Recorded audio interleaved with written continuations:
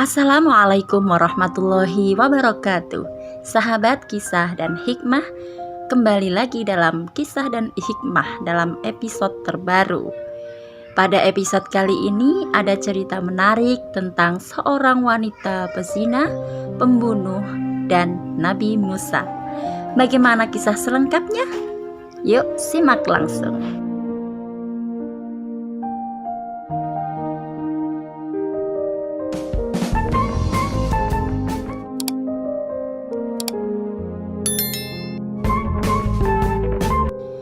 Dikisahkan pada zaman Bani Israel, di suatu senja yang lenggang, terlihat seorang wanita berjalan terhuyung-huyung. Pakaiannya yang serba hitam menandakan bahwa ia berada dalam duka cita yang mencekam. Kerudungnya menangkup rapat hampir seluruh wajahnya, tanpa rias muka atau perhiasan menempel di tubuhnya. Kulit yang bersih, badan yang ramping, dan roman mukanya yang ayu tidak dapat menghapus kesan kepedihan yang tengah meroyak hidupnya. Ia melangkah terseret-seret mendekati kediaman rumah Nabi Musa alaihi salam. Diketuknya pintu pelan-pelan sambil mengucapkan salam. Assalamualaikum wahai Nabi Allah yang mulia. Maka terdengarlah ucapan dari dalam. Silahkan masuk, kata Nabi Musa setelah menjawab salam. Perempuan cantik itu lalu berjalan masuk sambil kepalanya terus merunduk. Air matanya berderai tatkala ia berkata, "Wahai Nabi Allah, tolonglah saya.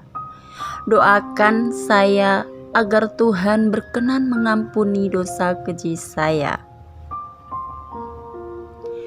"Apakah dosamu, wahai wanita ayu?" tanya Nabi Musa alaihi salam terkejut.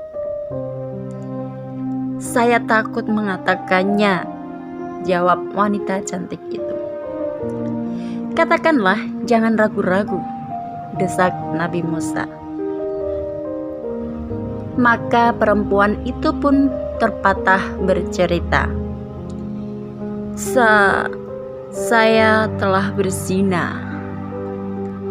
Seketika kepala Nabi Musa terangkat, hatinya tersentak. Perempuan itu meneruskan bicaranya, "Dari perzinaan itu saya pun lantas hamil.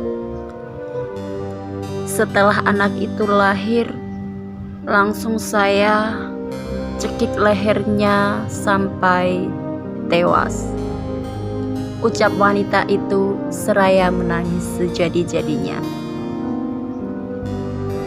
Nabi Musa berapi-api matanya. Dengan muka berang ia merhadik. "Perempuan bejat, pergi kamu dari sini, agar siksa Allah tidak jatuh ke dalam rumahku karena perbuatanmu. Pergi!" teriak Nabi Musa sambil memalingkan mata karena jijik. Perempuan berwajah ayu dengan hati bagaikan kaca membentur batu, hancur, luluh, segera bangkit dan melangkah surut. Dia tergopoh-gopoh keluar dari dalam rumah Nabi Musa.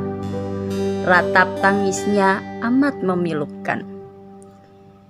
Ia tak tahu harus kemana lagi hendak mengadu. Bahkan ia tak tahu mau dibawa kemana lagi kaki-kakinya. Bila seorang nabi saja sudah menolaknya, bagaimana pula manusia lain bakal menerimanya? Terbayang olehnya betapa besar dosanya, betapa jahat perbuatannya. Ia tidak tahu bahwa sepeninggalnya malaikat Jibril turun mendatangi Nabi Musa. Sang Ruhul Amin Jibril lalu bertanya kepada Nabi Musa, "Wahai Musa, mengapa engkau menolak seorang wanita yang hendak bertobat dari dosanya? Tidakkah engkau tahu bahwa Tuhanmu Sang Maha Pengampun, meski dosa itu sebesar langit bumi? Tidakkah engkau tahu pula dosa yang lebih besar daripada dosa yang dilakukan perempuan itu?" Nabi Musa terperanjat. Dosa apakah yang lebih besar dari kekejian wanita pezina dan pembunuh itu? Nabi Musa dengan penuh rasa ingin tahu bertanya kepada Jibril, "Wahai Jibril, betulkah ada dosa yang lebih besar daripada perempuan yang nista itu?" Jawab malaikat Jibril, "Ada." "Dosa apakah itu?" tanya Musa kian penasaran. Malaikat Jibril menjawab, "Dosa yang paling besar adalah orang yang meninggalkan salat dengan sengaja dan tanpa menyesal. Orang itu dosanya lebih besar daripada 1000 kali berzina." Mendengar penjelasan ini, Nabi Musa alaihissalam kemudian memanggil wanita tadi untuk menghadap kembali kepadanya.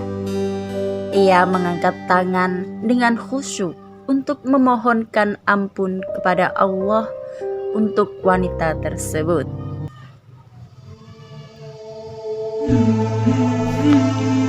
Hikmah dari kisah tersebut adalah dalam kehidupan sehari-hari, kita umat muslim yang senantiasa berusaha untuk taat kepada Rabb kita, melaksanakan kewajiban sehari-hari kita, sholat 5 waktu, seringkali lepas kendali. Dari 5 waktu tersebut, ada 1 atau bahkan lebih sholat yang kita tinggalkan dengan sengaja atau tidak sengaja. Hal tersebut mencerminkan bahwa ternyata tidak mudah untuk menjaga ketaatan kita. Lebih-lebih ada di antara kita yang dengan sengaja dan tanpa rasa berdosa enggan melaksanakan kewajiban sholat 5 waktu. Hal ini dilandasi dari mindset yang keliru, di mana kewajiban sholat 5 waktu dianggap merupakan kebutuhan Tuhan kepada hambanya. Justru sebaliknya, hamba yang merasa membutuhkan Tuhannya akan merasa kurang dalam bersujud sehari semalam 5 waktu. Dalam kisah ini bukan berarti memberikan teladan untuk membolehkan berbuat dosa lalu meminta ampun Tuhan dengan sengaja dan berulang-ulang, akan tetapi lebih dititik beratkan kepada meninggalkan sholat dengan sengaja dan tanpa rasa berdosa. Dosanya lebih besar dari melakukan zina 1000 kali. Bisa dibayangkan jika kita tidak melakukan sholat dalam sehari semalam 5 waktu, artinya kita menanggung dosa lebih dari 5000 kali berzina. Maka alangkah meruginya orang-orang yang enggan melaksanakan kewajibannya sholat 5 waktu. Untuk itu, para sahabat, mari kita perbaiki mindset kita bahwasanya Tuhan tidak butuh sujud kita, akan tetapi kitalah yang butuh bersujud kepada Tuhan sebagai wujud pengabdian kita, rasa terima kasih kita kepada Tuhan. Kisah ini diambil dari kitab Irsyadul Ibad bab sholat halaman 12. Wassalamualaikum warahmatullahi wabarakatuh.